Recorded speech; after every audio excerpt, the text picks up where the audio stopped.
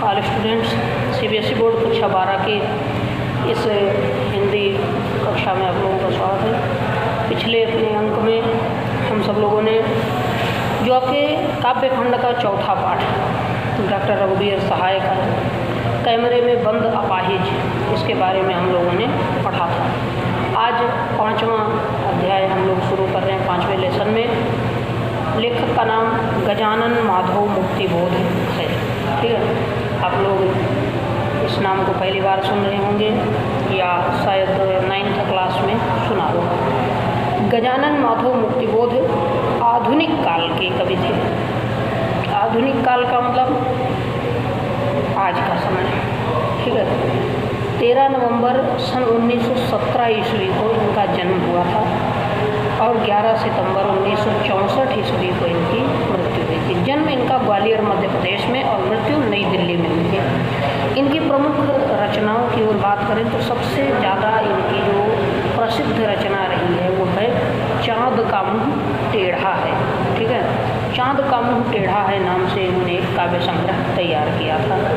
इसके बाद भूरी भूरी खाक धूल की, काठ का सपना, विपात्र, सतह से उठता आदमी, कामायनी, एक पुनर्विचार। देखिए, कामायनी वास्तव में जयशंकर प्रसाद की रचना है, कविता है, एक बहुत बड़ा ग्रंथ महाकाव्य है। इन्होंने उसकी समीक्षा की है अपनी कविता में। कामायनी एक पुनर्विचार, नई कविता का आत्मसंघर्ष इत्यादि बहुत से इन्होंने काव्य ग्रंथ लिखे हुए हैं। यहाँ अपनी माता अथवा अपनी प्रेयसी दोनों में से किसी एक से प्रेरित हो करके इन्होंने एक कविता लिखी है जो आपके कोर्स में है, जिसको हम लोग अभी पढ़ने चल रहे हैं। तो इस पर आते हैं। कविता का शीर्षक है सहर्ष स्वीकारा है। कवि अपने जीवन में सुख दुख, धूप छाँव,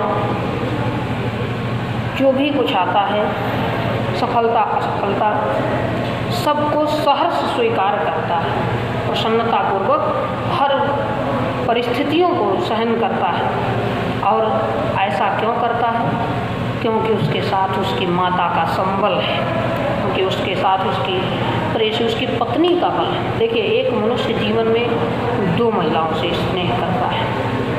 मनुष्य के जीवन में 2 स्त्रियों का प्रमुख हाथ होता है, हम कह सकते हैं। एक उसकी माता और दूसरी उसकी स्त्री, उसकी पत्नी होती है।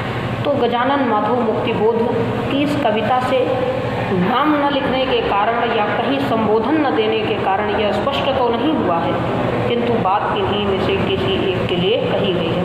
हम यहाँ इनकी माता के लिए यह काव्य पाठ करेंगे। ठीक है, देखिए, कविता लंबी है।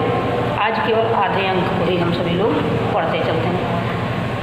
सहर्ष स्वीकारा है, कहते हैं मैंने सब कुछ, मेरे जीवन में जो कुछ भी है सबको सहर्ष, हर्ष का अर्थ होता है प्रसन्नता, और सहर्ष का मतलब प्रसन्नता के साथ। कहते हैं जिंदगी में जो कुछ है, जो भी है, मेरे जीवन में जो कुछ भी है, जो भी सुख दुख, अच्छा बुरा, सफलता असफलता, ऊंच नीच, धूप छाँव, जो भी है, सहर्ष स्वीकारा है। मैंने सब कुछ स्वीकार किया है। मैं किसी से भी दुखी नहीं हूँ या किसी से बहुत प्रसन्न है। सब कुछ मेरे लिए खुशियों की देन है। और क्यों स्वीकारा है? इसलिए कि जो कुछ भी मेरा है वह तुम्हें प्यारा है। कहते हैं मैंने इसलिए सब कुछ स्वीकार किया, सब कुछ मैं खुशी के साथ सुनता सहता हूँ, क्योंकि मेरे जीवन में मेरा अपना जो कुछ भी है वो सब तुम्हारा भी है। अपनी माता से कहते हैं कि हे माँ, जो कुछ मेरा वो सब तेरा भी है, इसलिए मैं जीवन में सुख दुख सबको स्वीकार करता हूँ। अब कवि मुक्तिबोध जी अपने चरित्र के, अपने व्यक्तिगत विशेषताओं की ओर इशारा करते हैं। कहते हैं गर्वीली गरीबी है। गर्वीली का मतलब होता है स्वाभिमानी, गर्व का अर्थ है अभिमान। यहाँ इनके कहने मतलब स्वाभिमान, यानी अपने सम्मान के लिए, अपने देश, अपनी मातृभूमि, अपनी माता, अपने कर्म, अपने कर्तव्य के प्रति अभिमान का भाव होना ही स्वाभिमान कहलाता है। तो मुक्तिबोध जी कहते हैं कि गर्वीली गरीबी है, ये गरीब है, निर्धन है, कहते हैं फिर भी मैं स्वाभिमान से भरपूर हूँ। स्वाभिमान से पूर्ण मेरी यह गरीबी। ये गंभीर अनुभव सब जीवन के जो गहरे अनुभूतियाँ अनुभव हैं, जो मनुष्य सीखता अनुभव करता है, हर परिस्थितियों से वो कुछ न कुछ सीखता, तो यही अनुभव कहते जीवन के जो भी अनुभव हैं, यह विचार वैभव सब। विचार वैभव का मतलब होता है धन संपत्ति, यहाँ विचार वैभव का मतलब विचारों की संपत्ति। कहते हैं मेरे मन में, मेरे मस्तिष्क में जो सुंदर भावों के अपार ढेर हैं, जो अपार वैभव है मेरे मन में संपत्ति का, दृढ़ता, यह चरित्र की दृढ़ता, मन की मजबूती। वही मन की मजबूती क्या है? असफलता से घबराएं नहीं, सफलता आने पर बहुत उद्वेलित न हो जाएं, बहुत उच्छृंखल, बहुत प्रसन्न या अहंकारी न हो जाएं। यही चरित्र की दृढ़ता होती है। हर परिस्थिति में स्वयं को अटल रखने का जो भाव है वही है चरित्र की दृढ़ता। ठीक है, तो चरित्र की दृढ़ता कहते हैं मेरा जो स्वाभिमान से भरपूर गरीब जीवन है, मेरे जीवन के सारे गहरे अनुभव, मेरे विचारों की संपत्ति, मेरे चरित्र की दृढ़ता, भीतर की सरिता यह अभिनव सब, और मेरे मन में भावों की जो नदी बह रही है, भावनाओं की जो नदी है, यह अभिनव सब, ये सब कुछ नया है और मौलिक है।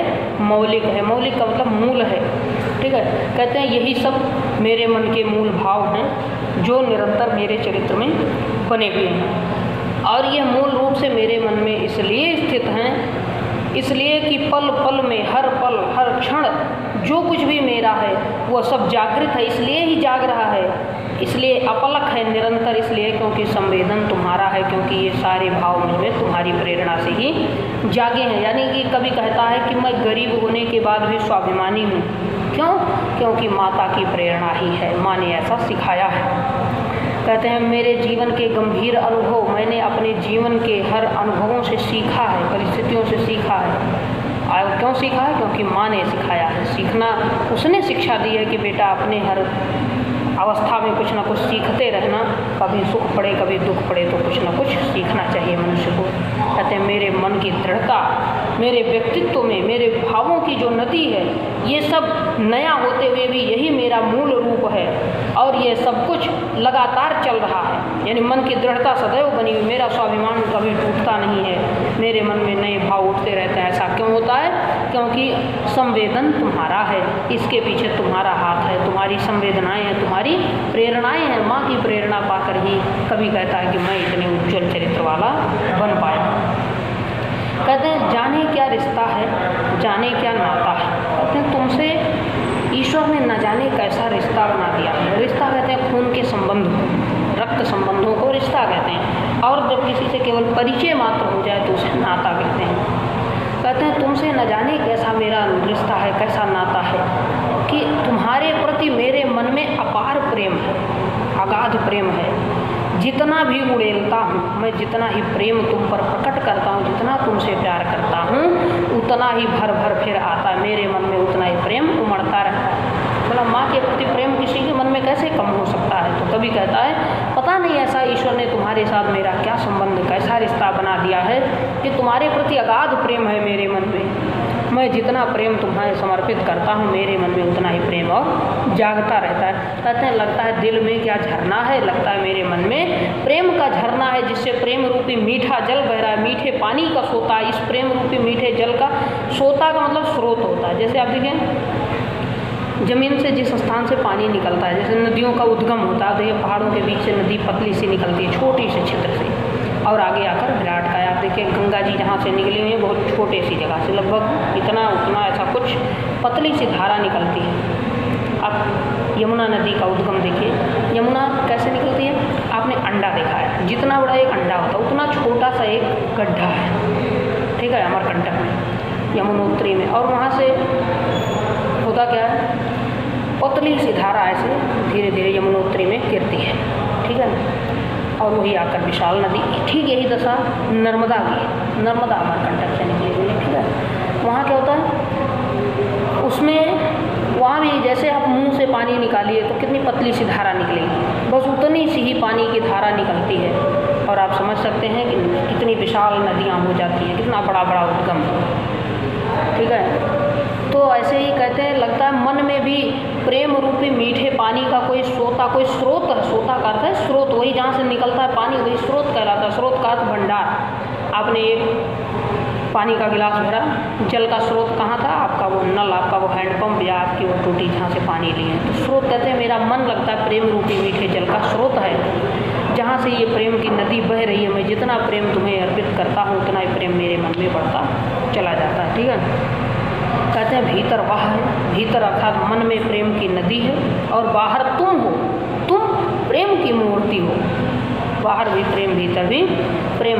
कहते हैं मुस्काता चाँद ज्यों धरती पर रात भर, जिस तरह आकाश में से मुस्कुराते हुए चाँद दिखाई देता है, जो धरती पर देख रहा मुस्कुराता हुआ दिखता है, वो चंद्रमा जैसे इस धरती से पूरी रात चमकता हुआ दिखाई दे रहा है। मुझ पर त्यों तुम्हारा ही खिलता वह चेहरा, जैसे सभी धरती वाले क्या करते हैं, चंद्रमा को देखते हैं, ऐसे मेरे लिए तुम्हारा यह सुंदर मुख है, सुंदर से भरपूर तुम्हारा चेहरा है, जिसे मैं चंद्रमा की तरह निहार रहा हूँ, देख रहा हूँ। अब वही चाहे माता मान लीजिए या प्रेयसी प्रियतमा पत्नी को मान लीजिए, दोनों के लिए यह उद्बोधन है, क्योंकि कहीं भी किसी को संबोधित करके ना उन्होंने माँ लिखा है ना उन्होंने प्रिय लिखा है, इसलिए हम दोनों पर ही हम लोग अटकलें लगाते हैं।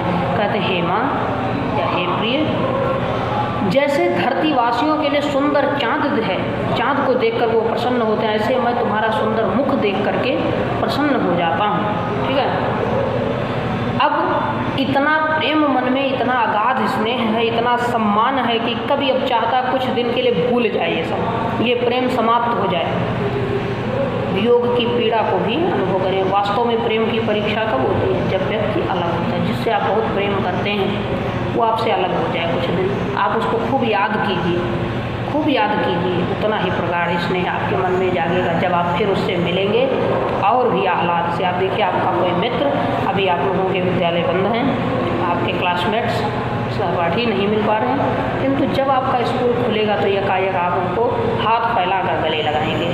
ठीक है, तो ऐसे ही कभी कहते हैं सचमुच मुझे दंड दो कि भूलूं मैं तुम्हें भूल जाने की।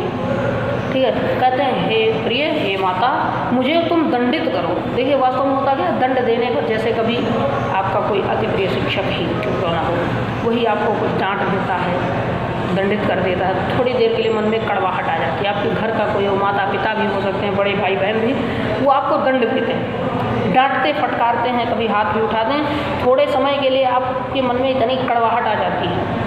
ठीक है, वो कड़वाहट क्या है, वही प्रेम विच्छेद है, फिर आप एक हो जाते हैं। तो ऐसे ही कभी कहते हैं गजानन माधव मुक्तिबोध जी कि मुझे दंड दो कि मैं भूलूं, अरे मुझे दंडित कर दो, तुम कोई सजा दे दो जिससे मैं तुम्हें भूल जाऊं। तुम्हें भूल जाने की, और तुम्हें भूलना क्या है, एक अंधेरा है। तुम चंद्रमा के समान कह रहे हैं, कहते हैं हे माता आप चंद्रमा के समान प्रकाश, प्रेम का प्रकाश बिखेरने वाली हो, तो आपको जो भूलने की, जो विरह की पीड़ा होगी, जो आपको भूलने का दुख होगा, वह अमावस्या के अंधकार की तरह होगा। कहते हैं तुम्हें भूल जाने की दक्षिण ध्रुवी अंधकार अमावस्या, दक्षिणी ध्रुव जो है उस पर सूर्य की किरणें बहुत तिरछी, अत्यधिक टेढ़ी पड़ती है, जिसके कारण वहाँ घोर अंधकार छाया रहता है। ठीक है, ऐसा आप लोगों ने भूगोल वगैरह में पढ़ा होगा। तो कहते हैं जिस तरह अमावस्या के दिन जब चंद्रमा नहीं निकलता तो चारों ओर अंधेरा होता है। अभी आप इसी में आने वाले 8-10 दिनों के बाद देखेंगे अमावस्या तिथि आती है। होता क्या है, चाँद नहीं दिखता है, बरसात में चारों ओर जो हरियाली छाई है, रात में ही काले दिखाई देने लगते हैं पेड़ पौधे, घोर अंधेरा होता है, उस पर भी कहीं मेंढक और झिंगुरों की आवाज़, तो रात की भयावहता क्या निराली। खैर, तो कभी मुक्तिबोध जी कहते हैं कि मुझे दंडित कर दो हे माता, जिससे मैं तुम्हें भूल जाऊं, और तुम्हें भूलने का, तुम्हारे वियोग का जो दक्षिणी ध्रुव पर फैले हुए अंधकार के समान अंधेरा है, जो अमावस्या का अंधकार है, अमावस्या के अथवा दक्षिणी ध्रुव पर फैले हुए अंधेरे के समान ही वह अंधेरा भी है जो तुम्हें भूल जाने पर मन में होगा। मन में अभी तो प्रकाश है कि तुम सामने हो, तुम नहीं रहोगे तो मन में अंधेरा हो जाएगा, अमावस्या की तरह, दक्षिणी ध्रुव की तरह से। मैं उसी अंधेरे को, वियोग के उस अंधकार को शरीर पर, चेहरे पर, अंतर में पालूं मैं, झेलूं मैं, उसी में नहा लूं मैं।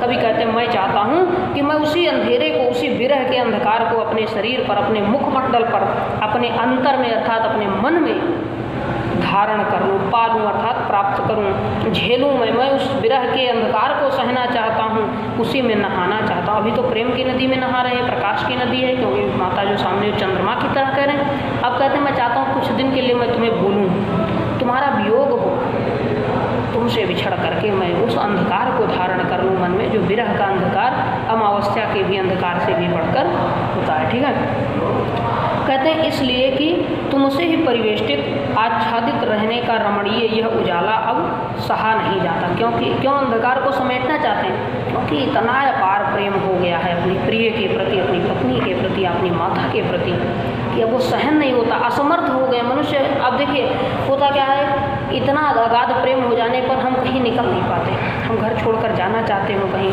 माता पिता रोक लेते, नहीं भैया न जाओ, कैसे काम चलेगा। माता का प्रेम माँ रोने लगती है घर छोड़ते समय। या अब देखो छोटे बच्चे स्कूल आने के लिए जब निकलते हैं तो पहले खूब रोते हैं, स्कूल तक मतलब चेपों करते चले आते हैं।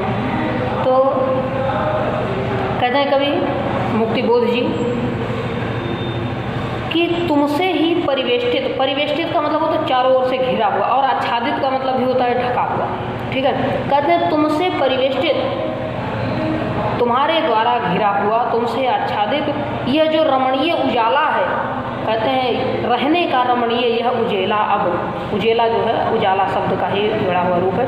कहते हैं तुम्हारे प्रेम का जो यह प्रकाश है, जो मेरे चारों ओर घिरा है, मुझे घेरे हुए है, सहा नहीं जाता, अब मुझसे सहन नहीं होता, क्योंकि तुम्हारे प्रेम में पड़ करके मैं कमज़ोर हो गया हूँ। अगर तुम कभी सचमुच मुझसे अलग हो गए, हे माता, तुम कभी सचमुच मुझसे अलग हुई, तो फिर मेरा जीवन कैसे चलेगा, मेरा अस्तित्व कैसे सुरक्षित रहेगा, मैं कोई कार्य कैसे कर पाऊंगा। अभी तो मैं तुम पर आश्रित हूँ, क्योंकि माता है, सारा काम मेरा करवा रही हो, तुम्हारे प्रेम में मुझे कुछ नहीं करना, किंतु जब मैं कभी अलग हो जाऊंगा तब मेरा काम कैसे चलेगा। इसलिए हे माँ, मुझे कोई ऐसी सजा दे दो जिससे मैं कुछ दिन के लिए तुम्हें भूल जाऊँ, तुमसे दूर हो जाऊँ, और तब तुम्हारे वियोग का, तुमसे ना मिलने का जो अंधेरा है, जो दक्षिणी ध्रुव पर फैले हुए अंधेरे की तरह या अमावस्या के अंधकार की तरह गहन है, उस अंधेरे में मैं नहाना चाहता हूँ। क्योंकि तुमसे परिवेष्टित, तुमसे ही घिरा हुआ, तुम्हारे द्वारा ढका हुआ यह जो प्रेम का प्रकाश है, यह मुझसे सहा नहीं जाता है। कहते हैं नहीं सहा जाता है। ममता के बादल की मंडराती कोमलता भीतर पिराती है। ठीक है, कहते हैं तुम्हारी ये ममता के बादल जो प्रेम का जल बरसाते हैं, जो सदैव अपनी छाँव मुझ पर किए हुए, तुम्हारी ये ममता की छाया, ममता के बादलों की छाया जो सदैव मुझे ढके हुए है, जिसके कारण मुझे कभी दुखों की धूप नहीं लगने पा रही है, ये अब यही छाँव ही मुझे कष्ट दे रही है। आप सोचिए कि मनुष्य धूप में न जाने के लिए छाँव में रहता है, लेकिन यदि कभी वह धूप मनुष्य पर ना पड़े तो क्या उसका स्वास्थ्य, उसका शरीर स्वस्थ रहेगा, उसका जीवन सुखी होगा। धूप की भी उतनी ही आवश्यकता है जितनी कि छाँव की होती है, जल की उतनी ही आवश्यकता होती है जितनी कि सूखे की होती है। जैसे कि गर्मी में गर्मी का पड़ना आवश्यक है, वर्षा ऋतु में घोर बरसात का होना आवश्यक है, जैसे शीत ऋतु में गहन शीत का होना आवश्यक है, उसी तरह से जीवन में भी सुख के साथ साथ दुख का होना भी आवश्यक है। अन्यथा मनुष्य कर्मठ नहीं होगा, वो कर्महीन हो जाएगा, कायर हो जाएगा। तो कभी कहते हैं कि यह तुम्हारा जो स्नेह का उजाला है, यह मुझसे सहा नहीं जाता। तुम्हारे ममता के बादलों की जो मंडराती हुई, मुझ पर छाई हुई कोमल छाया है, यह भीतर पिराती है। पिराती का मतलब देखिए, एक गंवारों की भाषा, गांव की ग्रामीण भाषा, पिराना मतलब होता है पीड़ा होना, दर्द होना।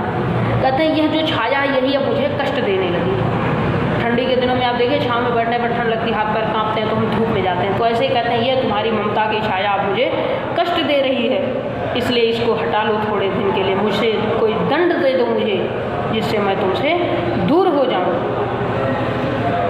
कहते हैं तुम्हारी ममता की छाँव में रहकर कमज़ोर और अक्षम अब हो गई है आत्मा। यह तुम्हारी ममता की छाँव में रहते रहते मेरी आत्मा अक्षम हो गई। अक्षम का मतलब असमर्थ, जो कोई भी काम करने में समर्थ ना हो, करने के लायक ना रहेगी, थकी हुई, हारी हुई हो और कमज़ोर है। कहते हैं तुम्हारी ममता की छाँव में रहकर मेरी आत्मा, मेरा व्यक्तित्व बहुत कमज़ोर पड़ गया है, मैं असमर्थ हो गया हूँ अपने काम करने में। यदि सदैव तो तुम किसी का साथ जीवन भर नहीं रहता, चाहे वो माता पिता हो, चाहे भाई बहन हो, चाहे वो पत्नी पुत्र कोई भी हो, कभी न कभी वो समय आता है जब मनुष्य को अकेले जीवन बिताना है, तो जो स्वयं पर आश्रित नहीं होता है वो टूट जाता है, वो अपने कार्य नहीं कर पाता है। इसलिए कविवर गजानन माधव मुक्ति बोध जी कहते हैं कि हे माता, अपनी ममत्व का, अपनी ममता का यह बादल मुझसे हटाओ, क्योंकि इसकी छाँव में रहते रहते मैं बड़ा कमज़ोर हो गया हूँ, मेरी आत्मा असमर्थ हो गई है। छटपटाती छाती को भवितव्यता डराती है। कहते मैं छटपटा रहा हूँ, तड़प रहा हूँ कि मैं भी कुछ करूँ, हर काम में तुम्हें मेरा करती रहोगी तो मैं कैसे कुछ कर पाऊँगा। एक बच्चा छोटा हो, उसको माता हाथ से भोजन कराती है, वही 1 साल 2 साल 10 साल 20 साल का हो जाए, तब तक रोज़ माता ही खिला रही है, तो वो अपने हाथ से कब खाएगा। वो भी तो सोचेगा कि कभी मैं भी अपने हाथ से खाऊं, रोज़ रोज़ मम्मी आ जाती है। तो इसलिए वो कभी मुक्तिबोध भी कहते हैं कि अपनी ममता का छाँव दीजिए, अवश्य दीजिए, किंतु इतना भी न दीजिए कि मैं असमर्थ हो जाऊँ, मैं अपने कार्य को सही से न कर पाऊँ। मेरे छटपटाती छाती को भवितव्यता डराती है। कहते हैं मेरे मन में छटपटाहट है, तड़प है, छाती को अर्थात हृदय को भवितव्यता डराती है। भवितव्यता मतलब भविष्य की आशंका, आने वाले समय की चिंता मन को डराती रहती है कि आने वाले समय में यदि कोई मेरे साथ तुम ना रही, तुम्हारी ममता न रही तो क्या होगा। इसलिए मुझे आत्मनिर्भर बनना है, इसलिए अपनी ममता को अभी से हटाओ। जहाँ मेरा आज 10 काम करवा रही हो, वहाँ 8 ही काम करवाओ, 2 काम तो मैं करूँ, अगले दिन 3 4 और धीरे धीरे मैं अपने सारे कार्य कर लूँगा। तो कहते हैं छटपटाती छाती को भवितव्यता डराती है, बहलाती सहलाती आत्मीयता बर्दाश्त नहीं होती है। ये मुझे बहलाने वाली, सदैव खुश रखने वाली, सहलाने वाली, हमेशा मेरा साथ देने वाली आत्मीयता जो आपका अपनापन है, यह बर्दाश्त नहीं होती। इसकी एक सीमा निर्धारित कर दीजिए, क्योंकि अधिक यह मुझसे अब सही नहीं जाती। मेरे सारे कार्य जब आप ही कर डालोगी, मेरे सारे दुखों को जब आप ही दूर कर डालोगी, मुझे केवल सुख ही सुख मिलते रहेंगे, तो मैं दुख से लड़ना कैसे सीखूँगा। इसलिए हे माता, मुझे दंडित कर दो, ताकि मैं तुमसे दूर हो करके वियोग के अंधकार को भी सहूँ, सुख को छोड़कर दुख को भी झेलूँ। इसलिए मुझे अपने आप से अलग कर दीजिए।